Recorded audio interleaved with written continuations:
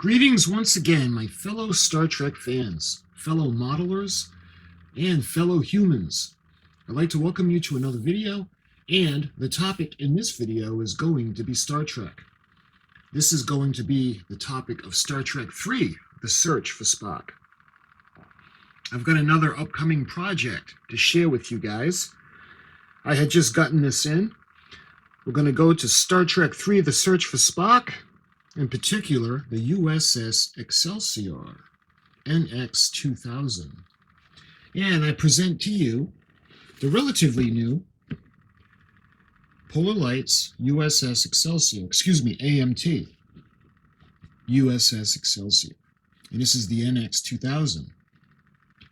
This is in 1/1000 scale plastic model kit, and it's from Star Trek III, The Search for Spock. You can see Admiral Kirk in the upper right-hand corner. You can see a nice illustration of the ship. Now, she is a pretty ship. Of course, when I didn't like the fact that she was trying to upstage the Enterprise and the captain was looking to break all of the records of the Enterprise. This ship featured trans-warp drive, which was going to be a new technology for the time. Of course, our friend Mr. Scott sabotaged it. In the whole search for Spock, the premise of the movie was they needed a starship to get back to Genesis. You remember, Genesis was a result of the explosion of the Genesis device that Carol Marcus and Captain Kirk's son David worked on. Well, the end of Wrath of Khan steals it, but he self-detonates. The result is the formation of a new planet, and that is Genesis. When the crew gets back to the starbase and back to Earth, Mr. Spock's father, Sarek, wants to know why Kirk left Mr. Spock on Genesis, informing him that only his Katra was dead. Only the body was dead, but the Katra was in pain. So Kirk needs to go back to get Mr. Spock's body, and he's told he cannot take the Enterprise back out. Anyway, to make a long story short, while she's in dry dock, they're getting ready to launch the NX-2000 to go out and break all kinds of records. And Mr. Scott is reassigned to this ship in order to get her ready. The plan is, by Admiral Kirk, is to take the Enterprise anyway with a handful of officers, and Mr. Scott effectively sabotages the ship. I believe he said, the more complex the sink, the easier it is to stop up the drain. From one surgeon to another, he says to Dr. McCoy, and he gives him a piece of the ship. Anyway, this is the USS Excelsior NX-2000. This is the Excelsior class, and this is a newer release by AMT. Now, this model has been around before. I want to say early 90s, its first release, and it's been reboxed. Probably, off the top of my head, I can think of this probably being the third or the fourth reboxing of the same tooling. But this is the Excelsior. So let me show you the side of the box. You can see a nice quote, "My friends, the great experiment, the Excelsior, ready for trial runs. Captain James T. Kirk." He was Admiral at the time. You can see a nice picture of the model.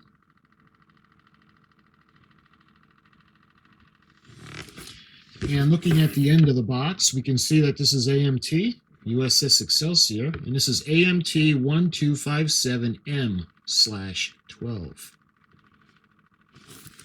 Let's see, I think both ends of the box are the same. Yep. So let me show you the other side.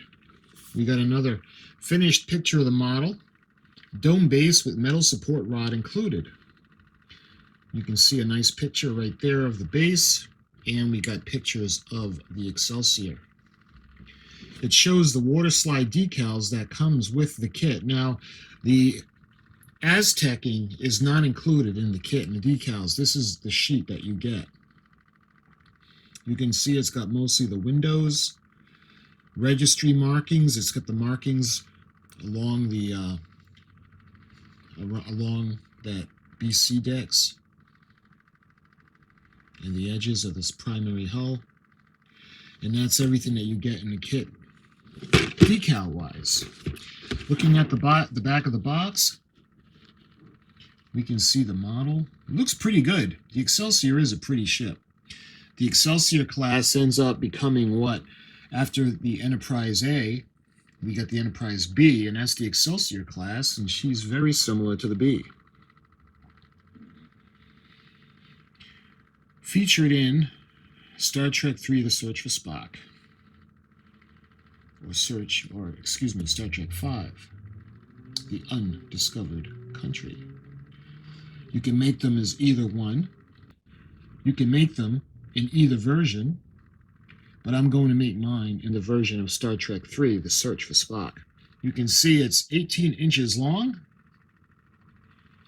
and it's got 47 parts. Let's look at some of the details. Detailed cargo bay. That's a nice touch. Rear weapons array. Build the NX-2000 or the NCC-2000 versions with optional bridge, impulse deck, and hangar bay parts. So I'm going to do mine from The Search for Spock. So that's the back of the box. And this, like I was telling you guys, this does not come with the Aztecing decals. That is sold separately, but I just so happen to have gotten them, and I want to show them to you as well. Now, I don't want to ramble on, but I'm in the process of, let's see, it's been nearly 2 years since I started the Enterprise refit in 1/350 scale. And I've been spraying on the Aztecing. And the masks, for me anyway, are just a nightmare. They don't stay on, they come off, they jump all over the place. And to make matters worse, my compressor died. So I'm waiting for a new compressor. Anyway, I think I'm going to go the route from now on of the Aztecing decals. I am, at some point, going to build the Enterprise A in 1/350 scale. And I do have the Aztecing decals for that. And I'm going to put them side by side. And I'm going to let you guys know if it was worth the aggravation to do the painting. But for the most part, the secondary hull for me for the Enterprise refit is just about done. I'm working on the nacelle right now. Eventually I'll finish, but I just want to show you guys the 1/1000 scale USS Excelsior Aztec decal sheet. Water slide decals, 3 sheets, ages 12 and up. Now we'll open up the packaging, we'll do an unboxing and all that stuff when I make the ship. So I just wanted to show you what it comes with. The model kit comes with, and this is an accessory. There are 3 sheets. You can see the first sheet anyway. Again, we will open everything up, and I'll do more detail review for you. You can see the decal set supplies extensive Aztec panel decals which represent the detailed surface decoration of the USS Excelsior model, used during the filming of Star Trek III, The Search for Spock. The decals have been specifically engineered to fit the 1/1000 scale model kit by AMT. They are compatible with setting solution, though it is not required. We'll see about that. The decals cover complete the entire model. Through paint is required in some areas to completely match the filming miniature. This set of decals consists of over 70 decals with placement instructions and includes alternate name and engine registry decals and 2 strongback color schemes. You can see pole lights MKA017. So, we got the Aztecing decals, and we've got the ship itself. And of course, I'm going to light her up. As I like lighting all my model kits, you guys know that. Well, my friends, I just wanted to give you a quick little video of another upcoming project. This is from Star Trek III, The Search for Spock, and this is the USS Excelsior. We've got the model kit, and we've got the decals, all of the Aztecing.